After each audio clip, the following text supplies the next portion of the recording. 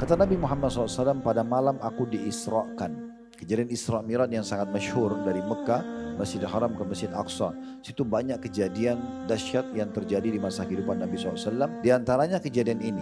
Waktu beliau sedang diisrakan jalan malam hari dari Mekah ke Palestina. Mi'raj naik ke langit. Isra jalan malamnya. Berarti masih dalam perjalanan dari Mekah ke Palestina. Kata Nabi SAW, berhembuslah aroma yang sangat wangi ke arahku. Maka aku bertanya, wahai Jibril. Karena lagi jalan sama Jibril di atas kuda burak, kuda yang bersayap. Wahai Jibril, aroma wangi apa ini? Nabi cium, Allah mudahkan dia mencium dalam perjalanan ke Palestina. Maka Jibril menjawab, ini adalah wanginya Masyita. Masyita ini maksudnya tukang sisir wanita. Jadi sebenarnya Masyita ini bukan nama ya.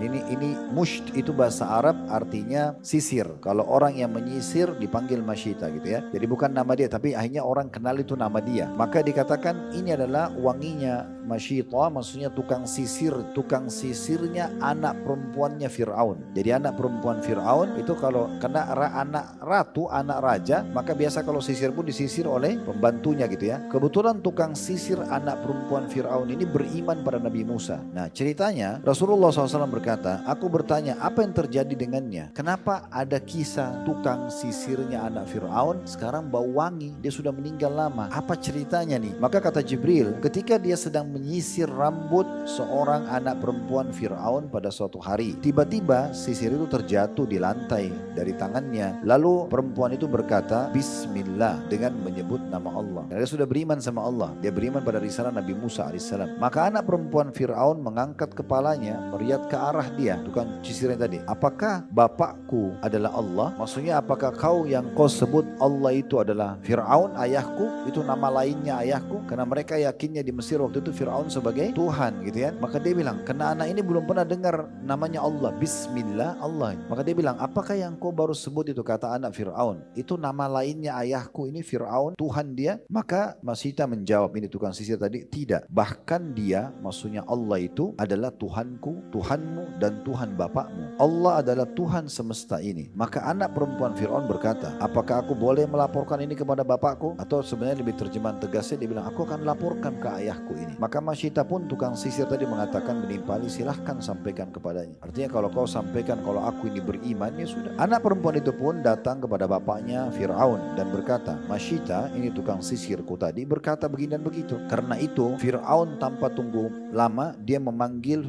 Masyita untuk menghadap dan ditanya. Masyita mengatakan, benar, Tuhanku dan Tuhanmu adalah Allah, Tuhan semesta alam ini. Persis yang Nabi Musa sampaikan. Sebenarnya Masyita ini apa dia? Tukang sisir ya, tidak disebutkan namanya dia.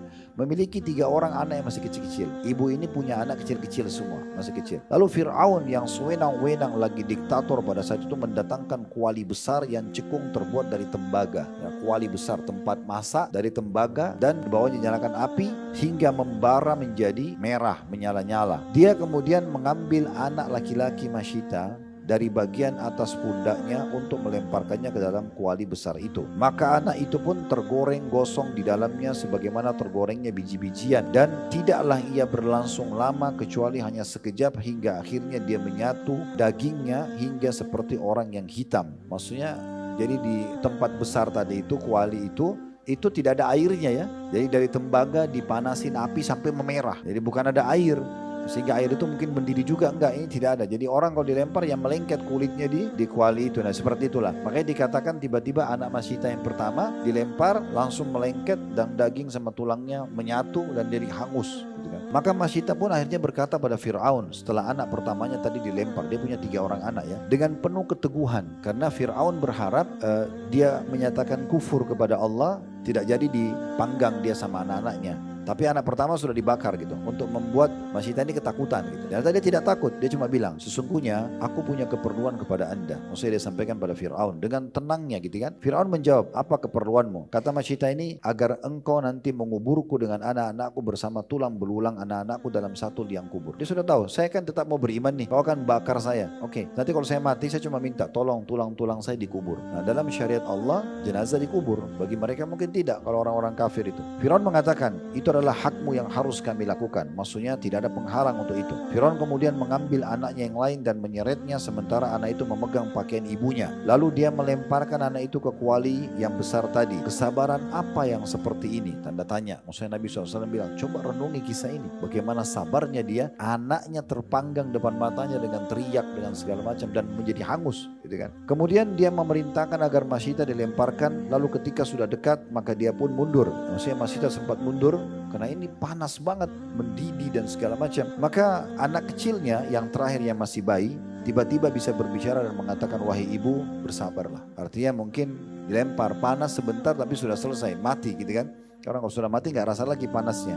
Wahai ibu bersabarlah karena sungguhnya engkau di atas kebenaran.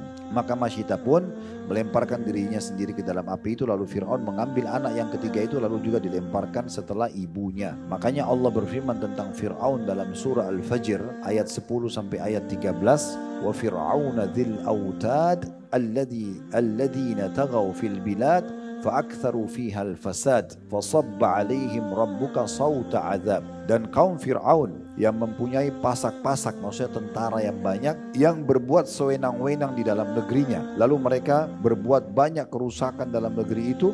Karena itu Tuhanmu pun menimpakan kepada mereka cemeti azab. Di dunia ditenggelamkan di Laut Merah, sehingga jenazahnya pun jasadnya diselamatkan untuk jadi pelajaran bagi orang-orang. Dan diceritakan dalam Al-Quran disiksa di kubur dan juga di akhirat mereka akan kekal di neraka nanti. Gitu ya.